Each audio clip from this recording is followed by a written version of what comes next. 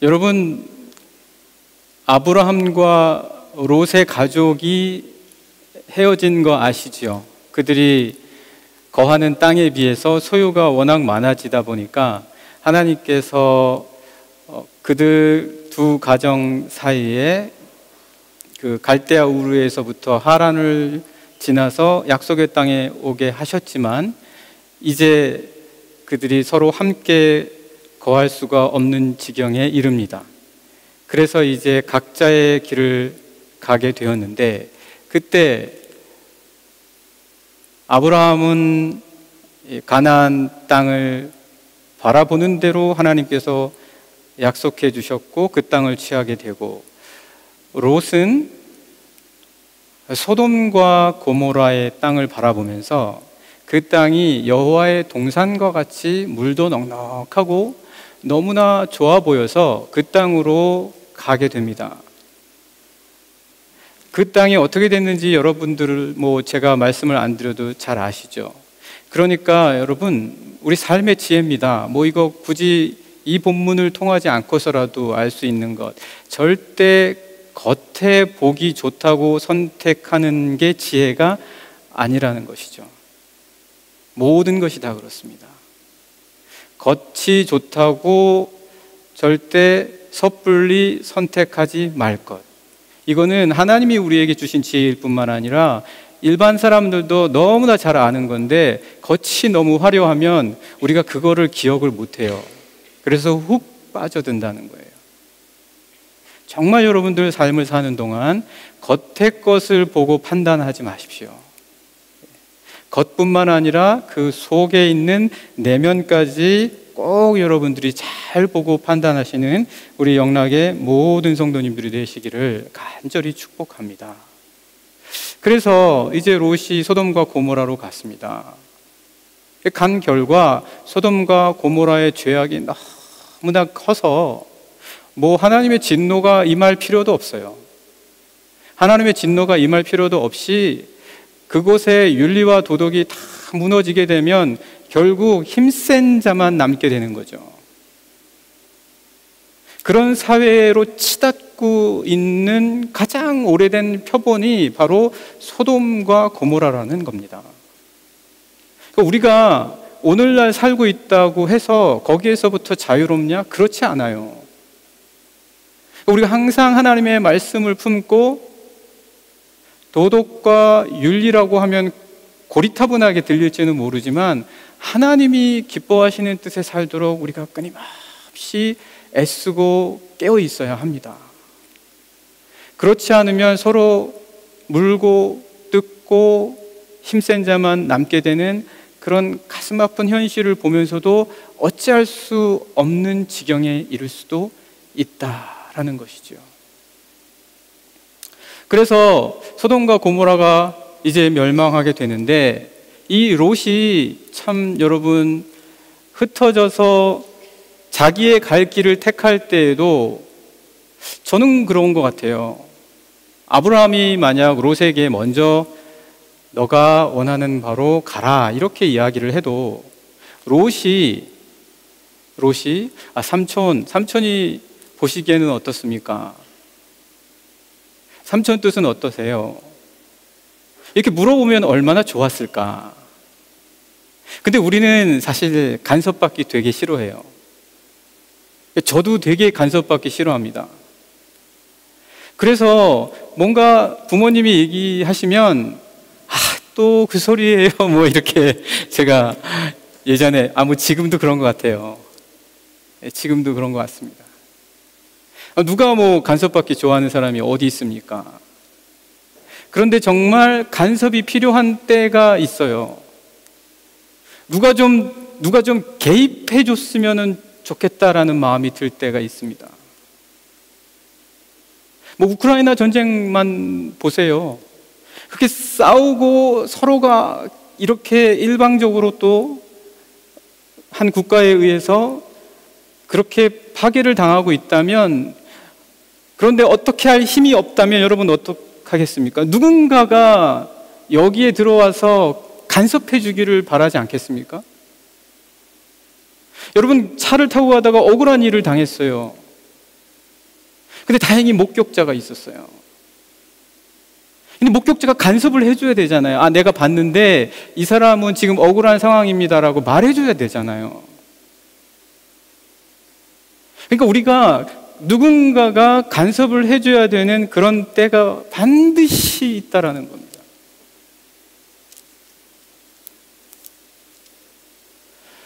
오늘 롯이 제가 보기엔 간섭받기를 싫어하는 거예요. 그래서 이제 자기가 좋아하는 곳을 택해서 삼촌인 아브라함으로부터 떠나갔어요. 그런데 그 땅을 하나님께서 멸하시기로 작정하시고 그것을 아브라함에게 알려주시죠. 아브라함은 중보기도 하는 거예요. 중보기도 하는데 롯은 여러분 그럼에도 불구하고 천사들이 와서 롯과 그에게 속한 가정을 소돔과 고모라에서부터 끌어내려고 할 때 주저하는 거예요. 천사들이 와서 이곳에 곧 하나님의 진노가 임할 테니까 내가 너와 너에게 속한 이들은 멸망당하는 가운데로부터 구원에 이르게 하겠다라는 간섭을 보여주시는데 그게 싫은 거예요. 머뭇거립니다. 아니, 여러분, 그런 경우가 있을 수가 있어요. 그러고 나서 이 천사들이 너무 주저하니까 손을 잡아서 끌다라고 나와 있습니다. 손을 잡아서 롯의 가정을 끌고 급하게 피하게 하는데 이 상황이 얼마나 긴박했겠습니까? 너무나 긴박한 상황에서 머뭇거리고 주저하다가 결국 소금 기둥이 된 이도 있다 하지 않습니까? 아니, 그런데 그때 산으로 피하라고 하니까 롯이 어떻게 이야기합니까? 아, 산으로 가기에는 제가요, 우리가 너무 못 갈 것 같습니다. 가다가 죽을 것 같아요. 저기 있는 저 성읍은 어떻습니까? 이렇게 나오는 거예요. 지금 피하라고 인도하는 천사에게 만약 하나님께서 천사를 보내셔서 그를 구원케 하시고자 한 것이라면 믿고 따라가야 되는 거 아닐까요? 그런데 그때도 아니, 그거 아니고요. 저기 아니고 저 성읍이 좋을 것 같습니다. 저기는 작아서 아마 제가 보기에는 롯이 도시를 되게 좋아했나 봐요. 저처럼. 도시가 편하고 좋거든요. 소돔과 고모라에서 그렇게 당하고도 깨닫지를 못하는 거죠. 사람은요, 아무리 된탕 당해도 지나면 또 잊어버리게 됩니다.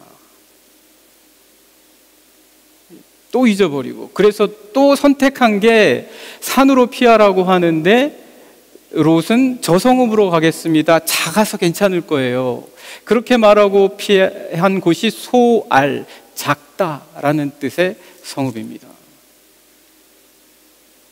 그런데 거기서 몇 날을 못 버티는 거죠. 몇 날을 못 버티고 결국 거기에서부터 나와서 굴에 거하게 됩니다. 자신의 두 딸과 함께죠. 그렇게 된 거는 이제 두려웠기 때문이다 이렇게 나와 있습니다. 이 말씀 한번 잠깐 보실까요? 30절 말씀입니다. 30절 말씀 우리 같이 한번 읽어보겠습니다. 시작. 롯이 소알에 거주하기를 두려워하여 두 딸과 함께 소알에서 나와 산에 올라가 거주하되 그 두 딸과 함께 굴에 거주하였더니. 두려운 거예요. 자기가 선택했지만 자기가 감당을 못하는 거예요. 우리가 한 선택 여러분 다 감당할 수 있다고 장담할 수 있는 사람이 누가 있습니까? 내가 선택해서 내가 좋아서 했어요. 근데 나중에 너무 감당이 불감당인 거예요. 너무 힘든 거예요. 중도 포기하는 것이 얼마나 많습니까? 후회하는 것이 얼마나 많아요. 이렇게 삶에는 분명히 하나님께서 우리에게 간섭하시는 부분이 있음에도 불구하고 우리가 그 하나님의 간섭보다는 내 생각과 주관이 맞을 것 같다라는 생각으로 판단하고 결정할 때가 많이 있습니다. 대표적인 예가 롯입니다. 아브라함은 안 그럴 것 같습니까? 아브라함도 다를 바가 없어요.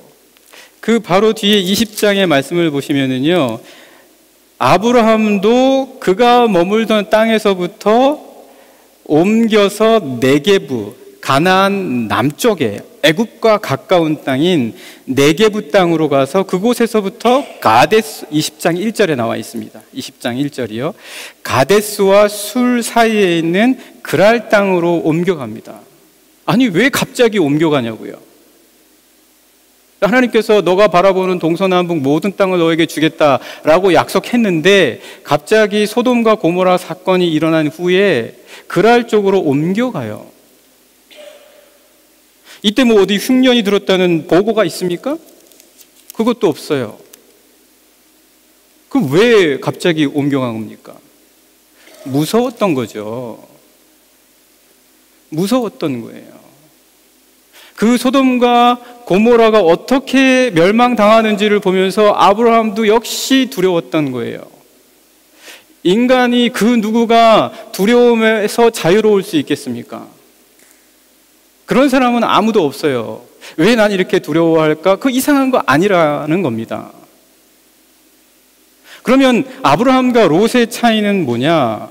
여기 이 아브라함은 이때 그래서 그가 거한 곳이 소돔과 고모라로부터 멀리 떨어진 해안가 도시로 갑니다. 그 해안가 도시가 그랄이에요. 그래서 그 그랄에 갔더니 거기는 블레셋 사람들이 살고 있었고 그곳의 왕인 아비멜렉이 있었단 말이죠. 가보니까 여러분, 낯선 곳에 가면요 항상 두려워요. 낯선 곳에 가면 여러분이 아는 사람이 아무도 없고 그리고 익숙한 환경이 아니면 일단 겁이 납니다. 저도 처음에 알바니아 선교 갔을 때 지나다니는 아이들도 무서웠어요. 정말 겁이 났어요. 혹시 내가 무슨 일을 당하는 거 아닐까? 그런 걱정을 굉장히 많이 했었습니다. 그러다가 가족이 오고 또 다른 후임 선교사님들이 오면서 좀 마음의 안정이 됐거든요. 그래서 아브라함이 뭐라고 합니까? 아브라함이 자기 아내를 누이라고 하잖아요. 자기 아내를 누이라고 해요. 롯보다 좋을 게 뭐가 있습니까? 롯보다 좋을 게 없어요. 그래서 아비멜렉이 아내 사라를 누이인 줄 알고 데려간 거예요. 그런데 그때부터 차이가 나는 거예요. 여러분이 오늘 함께 성경 봉독으로 읽으신 창세기 19장에는 하나님께서 더 이상 개입하시고 간섭하시는 장면이 안 나와요. 그렇게 긴급한 상황에서 끌어내신 다음부터는 하나님께서 나오시지 않으시고 롯과 두 딸만 나옵니다. 이 엄청난 사건이 벌어지는데요. 그런데 그 바로 다음 20장에는 아브라함이 똑같은 실수, 거기에 버금가는 실수를 할 때 하나님께서 나타나신단 말이에요. 하나님께서 간섭하신다고요. 어떤 방식으로요? 아비멜렉, 어찌 보면 낯선이, 어찌 보면 심하게 이야기한다면 적과 같은 그랄 땅의 왕인 아비멜렉의 꿈에 나타나셔서 너가 취한 이 여인을 건드리지 말고 돌려보내라 라는 꿈을 꾸게 된다라는 거죠. 여러분, 어느 순간인가는 하나님께서 우리에게 간섭해 주셔야지만 하는 그런 상황이 있습니다. 우리가 더 이상 어떻게 할 수 있는 상황이 안 될 때가 있다는 거예요. 그때 하나님께서 내 삶에 간섭해 들어오실 수 있도록 내가 늘 하나님께 간섭받아야 돼요. 결정적인 차이, 롯은 점점 하나님으로부터, 약속의 땅으로부터 멀어져 가는 선택을 반복해서 하는 거예요. 한 번, 두 번, 세 번. 하나님의 간섭은 마치 사람의 간섭처럼, 누가 나에게 간섭하는 게 싫어지는 것처럼 하나님의 간섭이 거추장스러운 거예요. 손을 끌어야지만 따라오게 되고, 그리고 산으로 피하라고 하는데 저 성읍으로 가겠다고 하고, 결국 그래서 성읍으로 갔다가 다시 돌아와서 자신이 책임질 수 없는 어떤 정말 끔찍한 일들을 감당하지 못하는 상황에까지 이르게 된다라는 것이죠. 사랑하는 영락의 성도 여러분, 하나님께서 여러분의 삶에, 하나님은 영이시잖아요. 하나님은 영이시기 때문에 다른 사람의, 누구든지 간에 다른 사람의 영을 통하여서 그들의 영에 역사하셔서 그들의 마음을 움직이시고, 저 사람이 나를 알지도 못하지만 나에게 사랑의 마음을 품게 하시거나, 나를 한번 봐줘야 되겠다라는 마음을 갖게 하시거나, 내 사정을 한번 들어봐 줘야 되겠다라고 하는 마음과 생각으로 역사하도록 우리가 할 수 있는 부분이 아님에도 불구하고 하나님께서는 그렇게 간섭하시고 개입하시며 내 주변의 상황을 통해서 들어오신다라는 거죠. 그거가 필요할 때가 있습니다. 여러분에게 하나님이 간섭하시는 삶이 되기를 간절히 축복합니다. 하나님 간섭하셔야 됩니다. 저는 하나님이 간섭하지 않으셨으면 여기까지 못 왔어요. 뭐 저뿐이겠습니까? 여기까지 오는 과정에서 내가 한 게 아닌 누군가에게 역사하셔서 내가 여기까지 올 수 있게 하신 부분들을 한번 헤아려 보십시오. 하나님이 간섭하셨군요. 사랑하는 영락의 성도 여러분, 우리 영락교회가 하나님의 간섭 받아야 됩니다. 하나님의 간섭 받아야 되고, 여러분들의 모든 삶에도 하나님이 간섭하셔야 될 줄 믿습니다. 자, 그래서 이렇게 굴에 거주하게 됐다라는 거죠. 굴에 거주했는데 이 두 딸이 엄청난 일을 겪었잖아요. 소돔과 고모라에 있을 때 그 성의 무리들이, 천사들이 들어온 걸 보고 그 사람들을 끌어내라, 우리가 관계하겠다라고 할 때 아버지 롯이 여기 내 딸이 있으니까 이들과 상관하고 이 사람들은 두라라는 어처구니 없는 이런 일을 벌이잖아요. 뿐만 아니라 그 후에 가까스로 도망쳤는데 아버지가 우왕좌왕하고 있어요. 지금 이 우왕좌왕하고 있는 사이에 가까스로 피했는데 엄마는 그 사이에 죽었어요. 소금 기둥이 됐어요. 이 두 딸의 생각을 한번 읽어보세요. 언제 불량배나 험악한 이들에게 우리가 사로잡혀 갈지 누가 아냐는 거 아니겠어요? 어떤 일을 당할지. 지금 우리가 이 굴에서 이렇게 덩그러니 아버지 하나 함께 살고 있는데 이거 어떻게 하겠냐라는 이런 상황이라는 거예요. 그러니 자연스럽게 이 두 딸이 생각하는 바가, 우리가 아버지와 동침을 해서 우리 후손이라도 남겨놓자, 이런 어떻게 보면 우리로서는 받아들일 수 없는, 하지만 그 시대로서는 자신들이 언제 어느새 누군가에게 쥐도새도 모르게 잡혀가서 어떤 꼴을 당할지도 모르는 그 상황에서 할 수 있는 최선의 생각을 한다는 게 이거였다라는 거죠. 세상의 방법으로는 지금 아무런 방법으로 생각해 봐도 뾰족할 수가 없다라는 거예요. 그 이야기가 31절에 나와 있습니다. 한번 같이 읽어보실까요? 31절입니다. 같이 읽겠습니다. 시작. 큰 딸이 작은 딸에게 이르되 우리 아버지는 늙으셨고 온 세상의 도리를 따라 우리의 배필될 사람이 이 땅에는 없다. 여러분, 이 절망과 그리고 이 정말 뭐 어찌할 바를 모르겠는 이 애절함이 읽혀지시죠? 이런 상황에 이 두 딸이 처했다라는 거예요. 세상의 도리를 따라서는 방법이 없어요. 여러분, 그 덴마크의 신학자 있죠. 철학자이기도 하고 sören kierkegaard라는 사람이 죽음에 이르는 병은 암이나 뭐 다른 육체의 질병이 아니라 절망이고 소외이며 고독이다라고 했습니다. 절망이며 소외이며 고독이다. 아무것도 없는 거예요.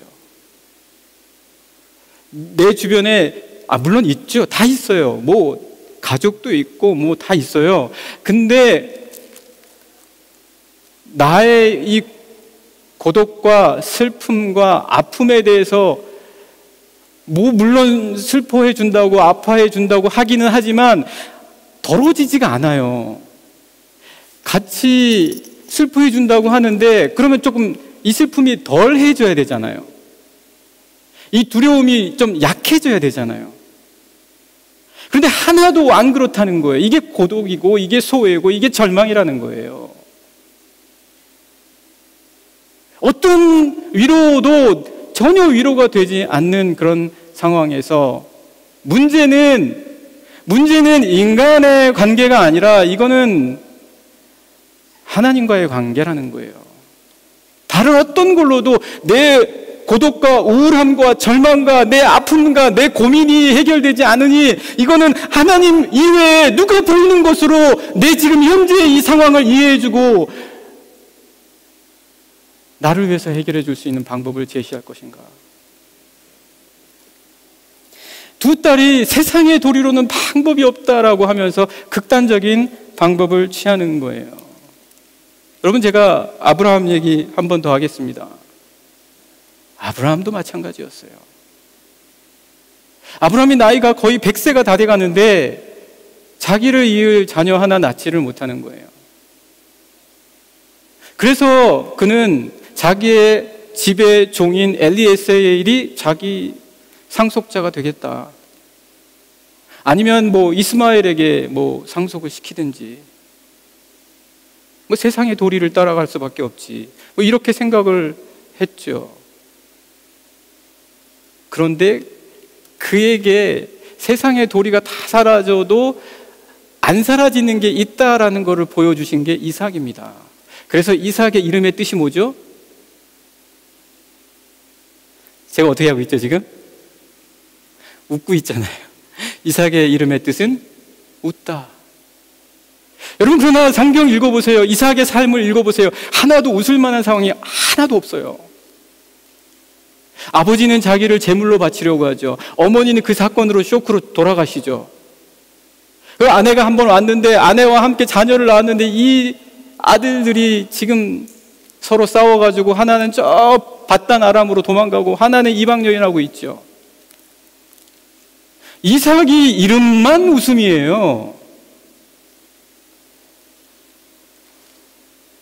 그럼 이름이 무슨 뜻입니까? 왜 웃음이라고 했습니까?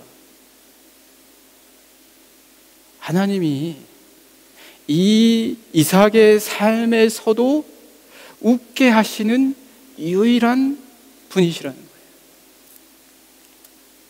그거 믿고 살아가라는 거예요, 이삭에게. 여러분, 인생은 이삭과 같아요.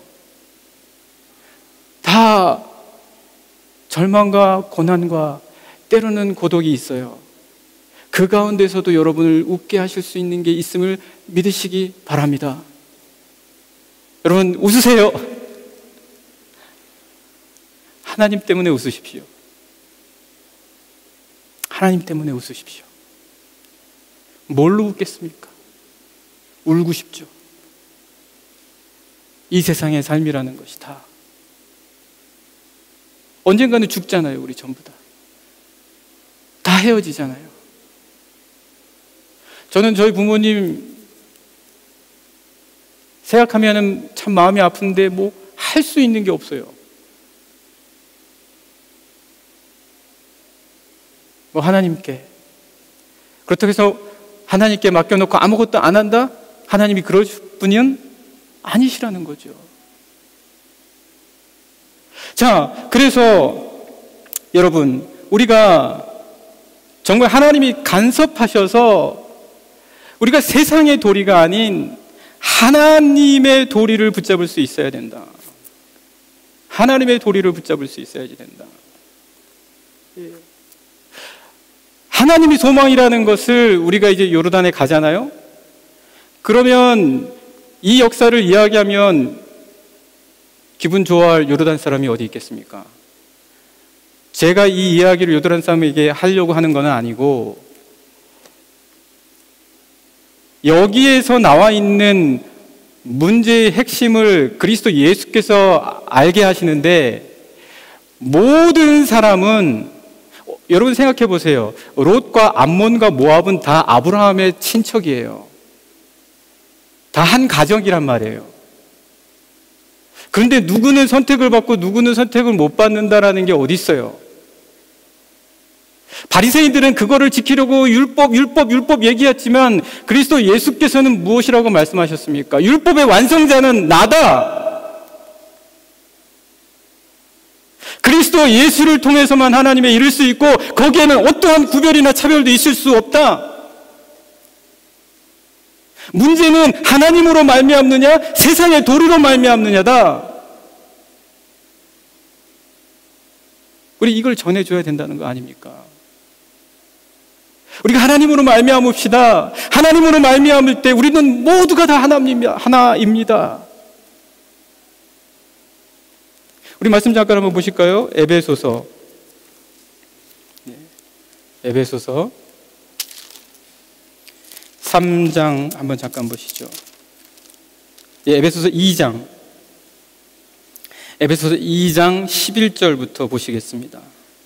에베소서 2장 11절부터 여러분과 제가 같이 읽겠습니다. 시작. 그러므로 생각하라. 너희는 그때에 육체로는 이방인이요 손으로 육체에 행한 할례를 받은 무리라 칭하는 자들로부터 할례를 받지 않은 무리라 칭함을 받는 자들이라. 그러니까 바리새인과 율법학자들과 종교학자들은 끊임없이 자기들의 구별됨을 나타내려고 모든 이방인들은 너희들은 자격이 없고 우리가 선택받은 자들이라고 하는 이 구약 모세의 말씀, 모세의 율법을 잘못 해석하는 거예요. 그리스도 예수께서 율법의 완성자가 되시며 그 율법의 온전한 의미를 알려주십니다. 그것은 무엇입니까? 하나님 앞에 구별된 자들이 되어야 한다. 그리스도 예수를 통해서. 그리스도 예수가 율법입니다. 하나하나의 조항이 아니라. 12절도 계속해서 한번 읽어보실까요? 12절 계속해서 읽겠습니다. 시작. 그때 너희는 그리스도 밖에 있었고 이스라엘 나라 밖의 사람이라. 약속의 언약들에 대하여는 외인이요 세상에서 소망이 없고 하나님도 없는 자이더니. 아니요 여러분, 모압 사람들이요 암몬 사람들이요 이 세상의 어느 지역에 있든지 간에 여러분들은 하나님이 사랑하시는 자들입니다. 하나님으로 말미암은 자들입니다. 세상의 도리로가 아니라 하나님으로부터 날 수 있는, 하나님으로부터 난 자들입니다. 그래서 13절 마지막 한번 읽어보시죠. 13절입니다. 시작. 이제는 전에 멀리 있던 너희가 그리스도 예수 안에서 그리스도의 피로 가까워졌느니라. 네, 그래서 계속해서 말씀 보시겠습니다. 다시 본문으로 한번 돌아와 보죠. 창세기 19장 32절부터 읽겠습니다. 같이 한번 읽어보실까요? 시작. 우리가 우리 아버지에게 술을 마시게 하고 동침하여 우리 아버지로 말미암아 후손을 이어가자 하고 그 밤에 그들이 아버지에게 술을 마시게 하고 큰 딸이 들어가서 그 아버지와 동침하니라. 그러나 그 아버지는 그 딸이 눕고 일어나는 것을 깨닫지 못하였더라. 이튿날 큰 딸이 작은 딸에게 이르되 어젯밤에는 내가 우리 아버지와 동침하였으니 오늘 밤에도 우리가 아버지에게 술을 마시게 하고 내가 들어가 동침하고 우리가 아버지로 말미암아 후손을 이어가자 하고 그 밤에도 그들이 아버지에게 술을 마시게 하고 작은 딸이 일어나 아버지와 동침하니라. 그러나 아버지는 그 딸이 눕고 일어나는 것을 깨닫지 못하였더라. 아버지가 엄청난 충격을 받은 거예요. 아버지도 사람이에요. 아버지도 너무 힘든 거예요. 그래서 어떻게 됩니까? 36절 계속 읽겠습니다. 롯의 두 딸이 아버지로 말미암아 임신하고 큰 딸은 아들을 낳아 이름을 모압이라 하였으니 오늘날 모압의 조상이요, 작은 딸도 아들을 낳아 이름을 베남미라 하였으니 오늘날 암몬 자손의 조상이었더라. 여기서 이제 그렇게 되어서 모압과 암몬이 나옵니다. 모압, 아브가 아버지예요. 아브가 아버지. 아브라함, 열국의 아버지. 아브가 아버지란 뜻인데 모압은 아버지로 말미암아라는 뜻입니다. 그래서 어디에 거하게 되냐면 이스라엘이 있고 요단강이 있잖아요. 그리고 이집트가 있습니다. 이 사이에 거하게 됩니다. 암몬 족속의 조상이 된 둘째 딸의 아들은 벤암미라고 합니다. 벤은 뭐예요? 아들이라는 뜻이죠. 아브, 아버지라고 말씀드렸죠. 내 아버지의 아들이라는 뜻이에요. 둘 다 아버지라는 뜻이 들어가 있습니다. 그래서 이 베남미, 암몬 족속, 오늘날의 요르단 민족은 이스라엘 옆쪽 요르단강을 경계로 해서 갈릴리 호수 오른편에 거주하게 됩니다. 그리고 그들의 수도는 라빠. 오늘날 여러분들이 이제 9월에 비행기 타고 가서 도착할 수도 암만입니다.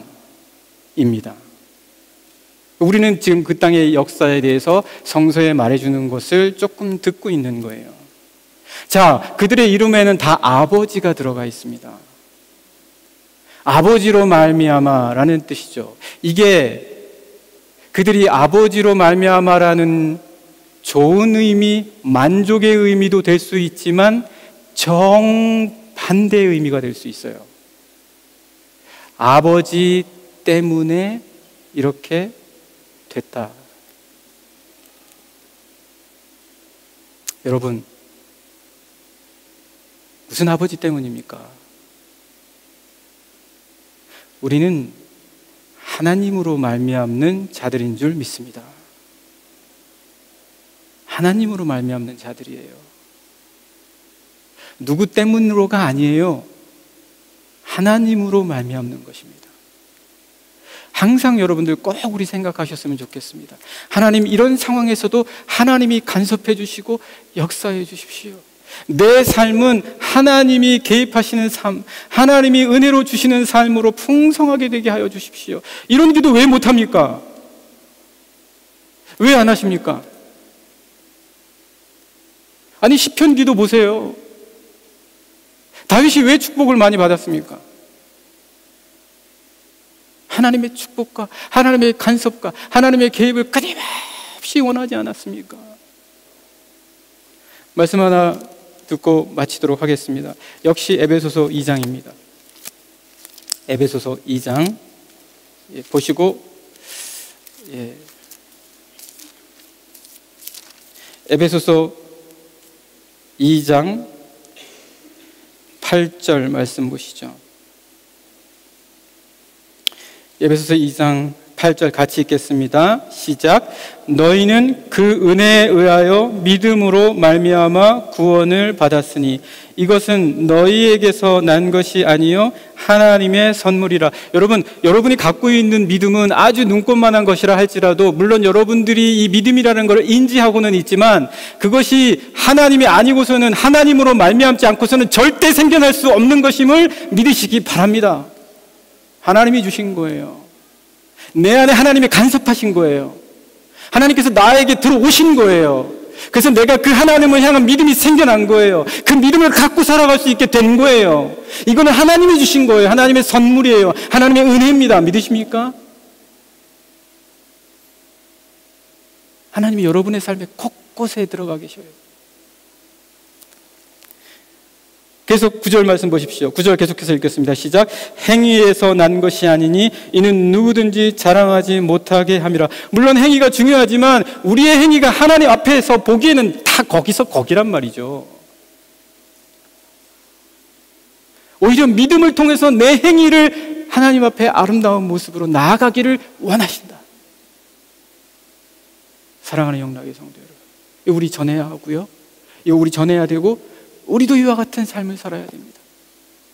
우리 이와 같은 하나님이 간섭하시는 우리 영락의 모든 성도님들 되시기를 간절히 축복합니다.